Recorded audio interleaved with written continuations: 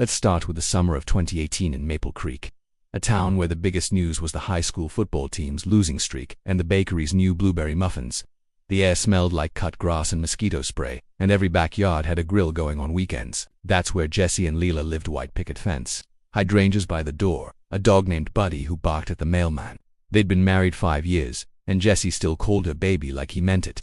Or at least, that's what everyone thought. Jesse was a guy who talked too loud and laughed too hard, like he was trying to fill a space in the room. He sold used cars at the lot on Main Street, and his business was tanking. You could tell by the way he checked his phone every 2 minutes, face tight when he saw a text. Lila worked at the library, stacking books and smiling at kids. But her smile always faded when she thought no one was looking. She had this habit of twisting her wedding ring until her finger turned red. Mark was Jesse's best friend from college, the guy who made 6 figures in tech, drove a Tesla, and always showed up with a bottle of expensive whiskey. Jesse worshipped him. Mark's got it all, he'd say to Lila like it was a challenge. Wish you'd be more like him. Lila would nod and pour another drink, even though she hated the way Mark looked at her sometimes, like he felt sorry for her. That 4th of July, they had a barbecue.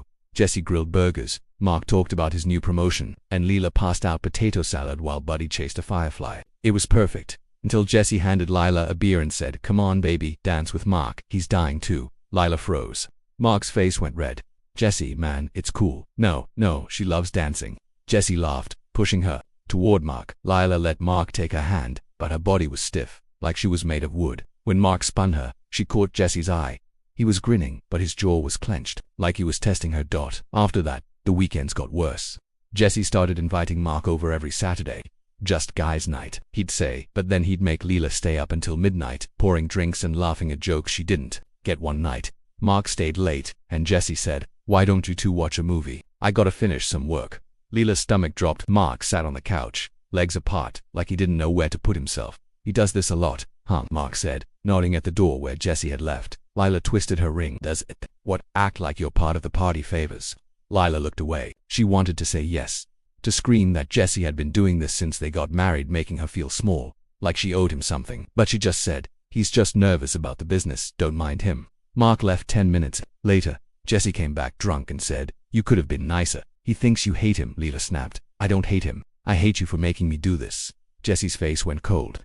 He grabbed her wrist hard. "You don't get to hate me. I gave you this life, this house, this dog. Who do you think you are?" Lila didn't say anything. She just stared at the floor until Jesse let go and walked away. The pressure built. Jesse's car lot got a notice of foreclosure. He started drinking before noon. Lila found him going through her phone one night. He'd printed out old texts from her ex, the one she dated before Jesse. "You still love him, don't you?" he said, voice shaking. "You think he'd want you now?" "A washed-up librarian with a dead marriage," Lila cried. She begged him to stop. He threw the papers in the fire and said, "If you ever leave me, I'll make you regret it." Mark tried to back off. He stopped returning Jesse's calls. He texted Lila once, "I'm sorry. I shouldn't have let him do that." Lila didn't reply. She was scared of Jesse, of what Mark might say, of the way her heart hurt when she thought about him. Then Jesse planned a camping trip. "Just us 3, he said, grinning like it was a surprise. "Gonna fix things with Mark. Gonna make you happy." Lila knew better, but she went anyway.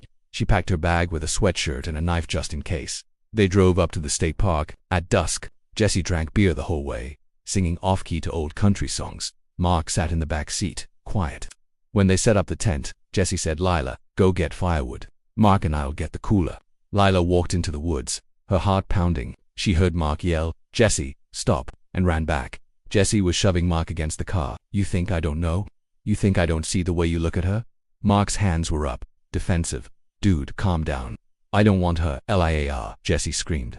He pulled a knife from his belt, the one he used to cut rope for the tent. Mark's eyes widened. "Jesse, that's not." Jesse stabbed him once in the chest, twice in the stomach. Mark fell to the ground, gasping. Lila screamed. Jesse turned to her, knife in hand. His face was red, tears streaming down. "You did this. You made me do this." Lila ran. Jesse chased her. She tripped over a log and fell. Jesse grabbed her hair, yanking her head back. "Say you're sorry. Say you love me." Lila kicked him in the shin. He cursed and let go. She grabbed a rock from the ground, heavy, jagged, and hit him in the head. Jesse collapsed. Lila crawled to Mark. His shirt was soaked in blood. She put her hand on his chest. No heartbeat. She screamed until her throat hurt. Then she pulled out her phone and called 911. "He's dead," she sobbed. "My husband killed him, please." The police came fast. Jesse woke up in the ambulance screaming that Mark had attacked Lila. "I tried to stop him. She's lying." The town ate it up.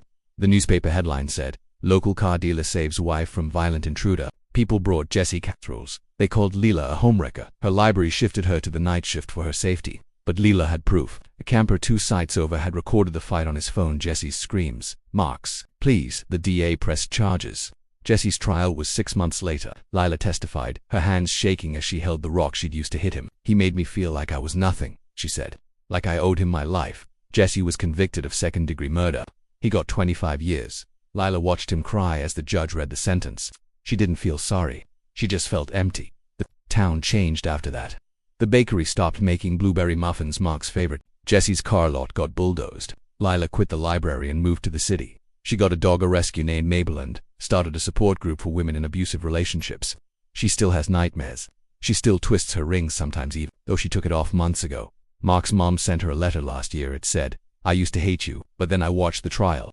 I saw the way you looked at him, like you loved him, even when he was hurting you. I'm sorry I didn't believe you. Lila framed it. The thing about Maple Creek is, everyone thinks they know everyone.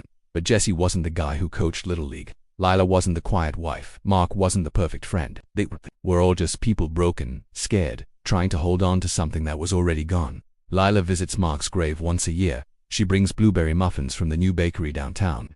She sits on the grass and talks to him about Mabel, about the group, about how the air still smells like cut grass in summer. She says, I'm sorry I didn't fight harder.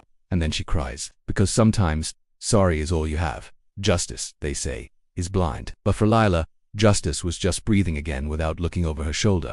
For Mark, it was his name cleared. For Jessie, it was a cell with a window that faces the woods, where he'll spend the rest of his life thinking about what he lost. And that's the thing about crime. It doesn't just take lives, it takes pieces of everyone left behind. Pieces you never get back.